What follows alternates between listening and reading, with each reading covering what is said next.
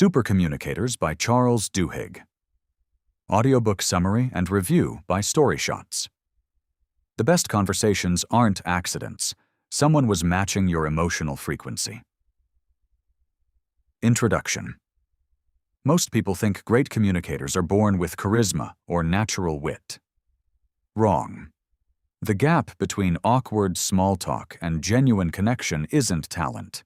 It's recognition. Supercommunicators know that every conversation is actually 3 conversations happening at once, and most people only participate in one. That's the insight driving Supercommunicators by Duhigg. Recognize which conversation you're actually having. Every exchange runs on one of 3 frequencies: practical, emotional, or social. A practical conversation solves problems. An emotional conversation processes feelings. A social conversation establishes identity and belonging. The disconnect happens when you're on different frequencies. Your spouse comes home stressed and says, "Work was terrible today." You reply with solutions, a practical response to an emotional bid. They don't want your fix. They want you to say, "That sounds exhausting. What happened?" You've felt this. Someone vents about their boss and you offer advice, only to watch them shut down. The content wasn't wrong. The frequency was. The most important question in any conversation is, what kind of conversation is this?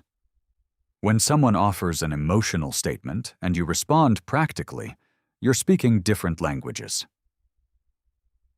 Ask deep questions to unlock real answers. Great communicators ask questions that can't be answered with yes or no. Not, "Did you have a good day?"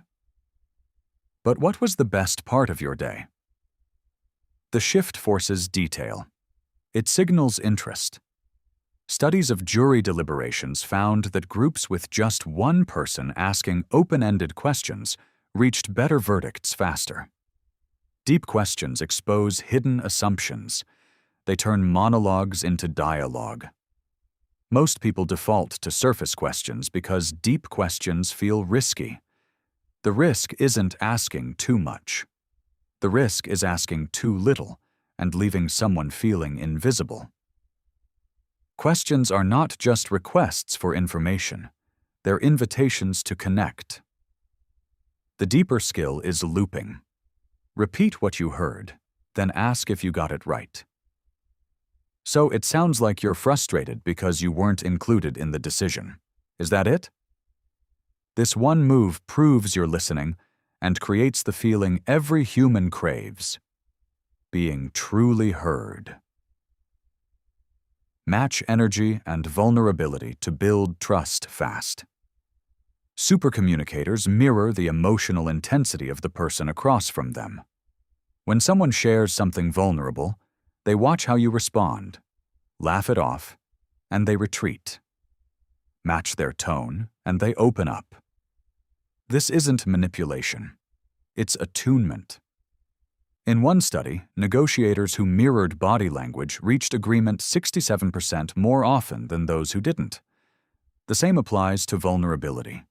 If someone shares a mistake, and you respond with perfection, you've created distance. Share your own failure, and you've built a bridge. Vulnerability is contagious, but only when it's reciprocal.